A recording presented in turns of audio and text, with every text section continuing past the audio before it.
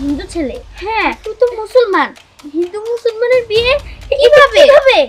দেখ আমি এগুলো কিচ্ছু শুনতে চাই না, কিচ্ছু বুঝতে চাই না। আরে কাইটা ছালাই বইরা নদীতে বাসাই দিমু। হ বাবা, এটা তুমি ঠিকই কইছো। খাইলে আমাদের আর এই সমাজের লোক কিছুই কইতে পারবো না। হ্যাঁ চলো আমরা এই সমাজ থেকে বিদায় নিই।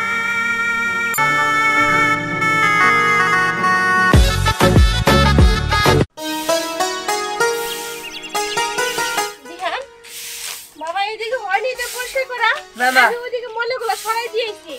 শেষ। শোন বাবা, এগুলো আমি পরিষ্কার করি, তুই যা খায় না যা। মামা এখন আর ভাত খাম না, তুমি যেহেতু আয় পড়ছো তাহলে আমি দোকান থেকে একটা চা খাই আহি। চা খাবে? হ্যাঁ আচ্ছা ঠিক আছে, চা খেয়ে তাতে বাচ্চা হবে।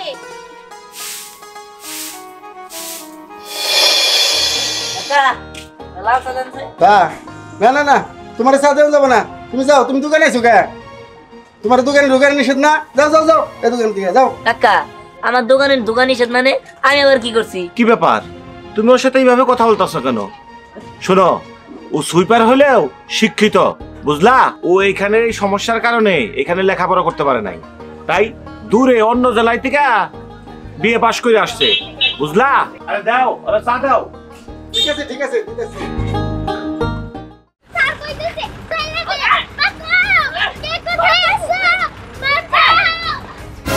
হ্যাঁ কি ব্যাপার, ওখানে কি হইতাছে? আরে ও এখানে যাও না, ওটা এমপির পোলা, ওইখানে গেলে ভেজাল হবো, তুমি যাও না। আরে রাখেন, এমপির পোলা অন্যায় কাজ করতেছে, একটা মেরে হাইজেক করতেছে, এটা আপনারা চুপ করে বসে রয়েছেন, চলেন না ভাই। আমি যাইতে পারবো না। কি ব্যাপার, ভদ্রলোকের মেয়ের নিয়ে যাইতেছে, আপনারা চুপ করে বসে রয়েছেন কেন? আর কইলাম না ওরা এমপির পোলা, আমি ওখানে যাইতে পারবো না। ও এমপির পোলা দেখে যাবেন না কেন? আপনি না ভদ্রলোক, একটা ভদ্রলোকের মেয়ের আপনাদের চোখের সামনে নিয়ে যাইতেছে, আপনি এমপির পোলা দেখে ডরান, তাই না? বলেন, তোমার যদি দানের ভয় না থাকে তাহলে তুমি যাও। আপনার বয়ে থাকেন।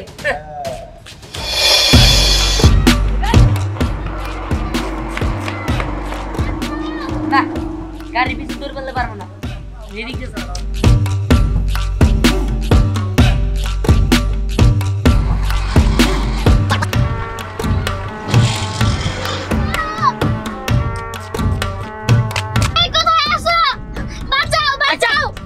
বেশি কথা লাগবে জানে মেরে হালামু, আর দশ দিলে কে শুনবো, শুনলে কিছু করা পাবো না। দেখ সাইরা দে কইতাছি, নাইলে কিন্তু ভালো হইব না। ভালো তুই কি করবি? তুই কিছু করতে পারবি না আঙ্গো, কারণ এই এলাকায় সবাই আঙ্গো চিনে। সাইরা দে, বাঁচাও। একদম চুপ, একটা কথা বলবি না, বেশি কথা কবি একদম মেরে ফেলাম।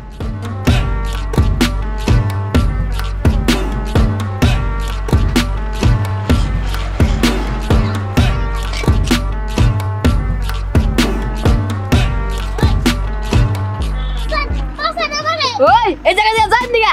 না না আমি মেরে নিয়ে যাই দিমু না। তোর এত বড় সাহস, কেমন চিনস? আমি এমপির বাবা, কেমন চিনস? এমপির বলা তাই না? আর তুই অন্যায় করতেছস, আমি প্রতিবাদ করবো। তুই এমপির বলার যার বলার তা আমার দেহার বিষয় না। তুই আমার অন্যায় করে, হ্যাঁ জানি কি করবি? হ্যাঁ কি করবো দেখবি?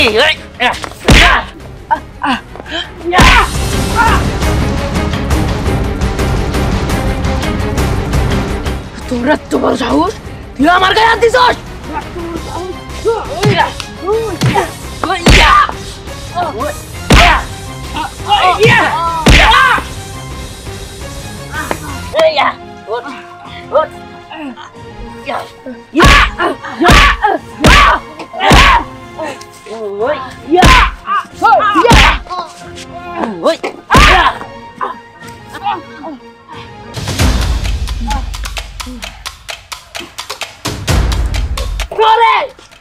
আমি জায়গা নেবো, আমার যদি নষ্ট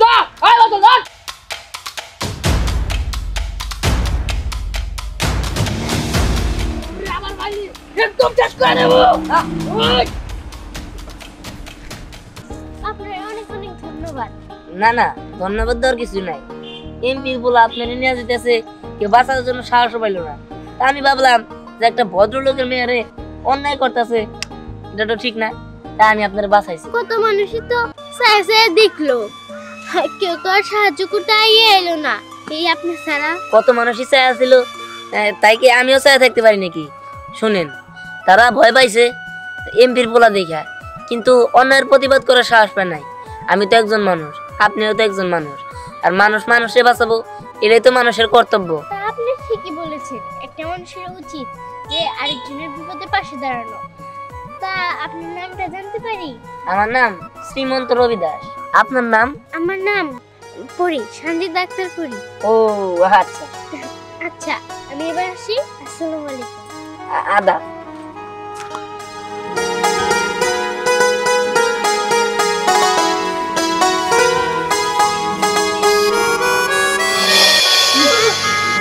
কি সর্বনাশ হয়ে গেল, আমি এখন কি করি, আমি এখন কি করি, আমার মান সম্মান সব কিছু শেষ হয়ে গেল। আমি কেমনি শান্ত হবো? নিয়ে গেছে কেন জানিস না তোরা?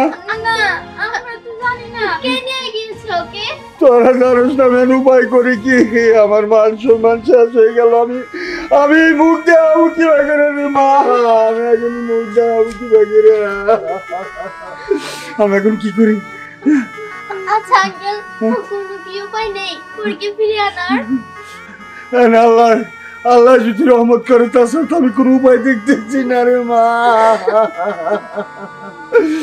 আমার তোরা একটা বুদ্ধি দে, আমি এখন কি করি? মা তুমি আইসো, মা তুই কি বাকি রইলে? পরি এখানে তোর কিছু হয়নি তো? না, আমার কিছু হয়নি। মা তোমার মিসাল কেরা ছিল কি?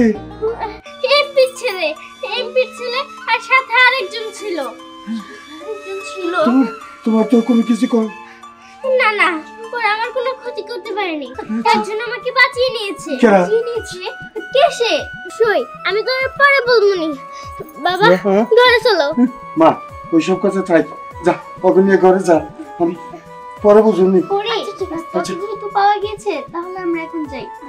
আচ্ছা আচ্ছা আল্লাহ তুমি রহমতের মালিক, আমার মেয়েরে তুমি আইনা দিছো, তুমি আইনা দিছো, আমি হাজার হাজার শুকরিয়া। আল্লাহ আল্লাহ আমি যাই।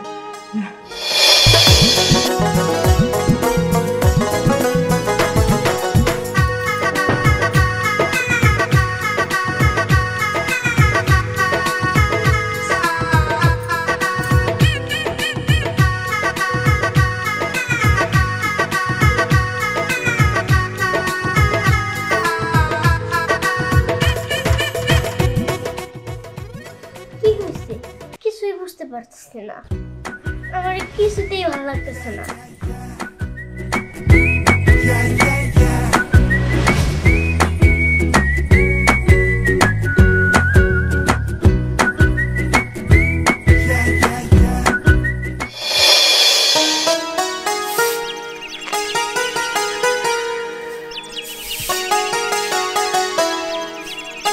আজকে আবু ও যদি আজকে নাই তো, ওরা যদি দেখতে পারতাম তাহলে মনটা শান্তি হইতো, কিন্তু ওরা তো দেখতে পারব না, ও তো মনে এদিক যাবো না।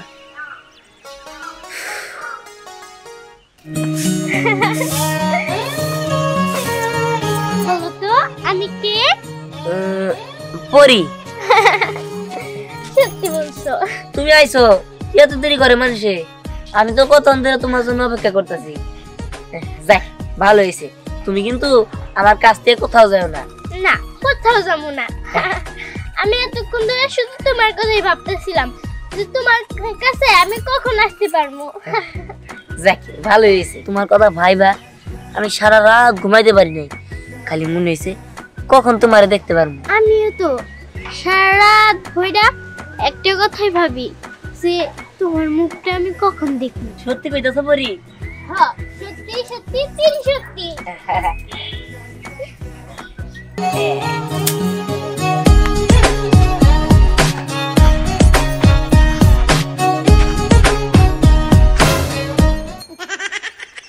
পরি